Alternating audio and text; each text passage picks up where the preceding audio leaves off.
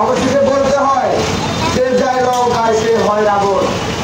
অন্তর্বর্তীকালীন সরকার আজকে সাধারণ মানুষের নিরাপত্তা দিতে ব্যর্থ। এই ব্যর্থতা আমরা মেনে নিতে পারি না। আমরা গণমাধ্যম কর্মীরা কখনোই পরাজয় বরণ করে নিতে পারি না। আজকে দেখেন, প্রত্যাশা ছিল যে স্বৈরাচারকে হটিয়ে নতুন একটা বাংলাদেশের আবির্ভাব হবে, কিন্তু সেই বাংলাদেশে এখন আরো দ্বিগুণ আকারে এই হত্যা, নির্যাতন, নিপীড়ন বেড়ে গিয়েছে। বিভিন্ন বিচার ব্যবস্থা যেভাবে দুর্লভ চিত্র ফুটে উঠেছে, এই বিচার ব্যবস্থা যদি চলতে থাকে সারা দেশে হত্যা, নির্যাতন, নিপীড়ন আরো বাড়ার সম্ভাবনা রয়েছে। অনেকটি বিলম্বে এই আসাদুজ্জামান খান তুহিনকে যারা হত্যা করেছে, ইতিমধ্যে তারা প্রশাসনের দ্বারা গ্রেপ্তার হয়েছে। আমরা প্রশাসনকে সাধুবাদ জানাই।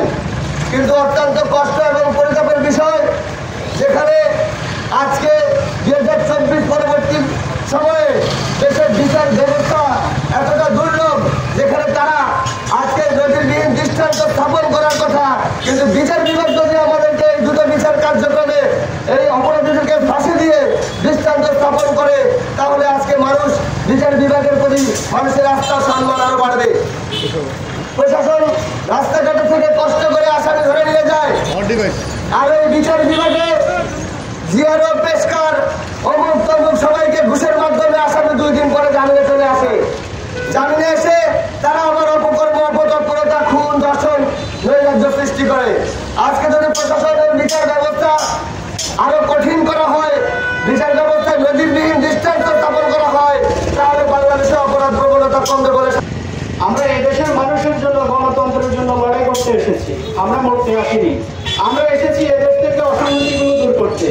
5ই আগস্টের পর এদেশের প্রতিটি মানুষের আশা ভরসা ছিল এদেশ থেকে চাঁদাবাজি, খুন, ধর্ষণ চিরতরে বন্ধ হবে, কিন্তু সরকার তা বন্ধ করতে সম্পূর্ণ ব্যর্থ। 5ই আগস্টের আগে যেমন চিত্র ছিল, বর্তমানে তার দ্বিগুণ। লাগামহীন গড়ের মতো সারা বাংলাদেশে চলছে খুন, ধর্ষণ, চাঁদাবাজির মতো ঘটনা। আজকে আপনারা দেখতে পাচ্ছেন প্রকাশ্যে একজন সাংবাদিককে কিভাবে হত্যা করা হচ্ছে, এবং সেখানে তারা ক্ষান্ত হননি। তারা সাংবাদিক তুহিনকে জবাই করার পরে আনন্দে উল্লাসে মেতে উঠেছে। আপনারা দেখেছেন যৌথ বাহিনীর অভিযানে প্রায় 7 জন আসামিকে গ্রেফতার করা হয়েছে। এদের মধ্যে এদের চেহারা, এদের চালচলনে কোনো দুঃখ প্রকাশ বা কোনো মর্মত্ববোধ দেখা যাচ্ছে না। মনে হচ্ছে যে তারা আনন্দিত।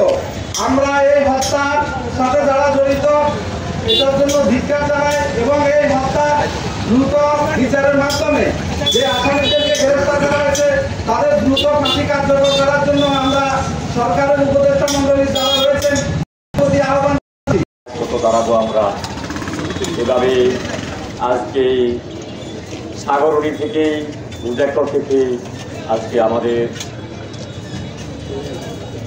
ভাই, এভাবে আমরা যাদের চাই না। আজকে আমরা বলতে চাই যে আমরা যেভাবে রাষ্ট্রের 4র্থ স্তম্ভ বলা হয়, কিন্তু আমরা স্তম্ভের আজকে সকল কিছু স্তম্ভ আছে, কিন্তু আমাদের 4র্থ স্তম্ভ আমাদের দাঁড়িয়ে নেই।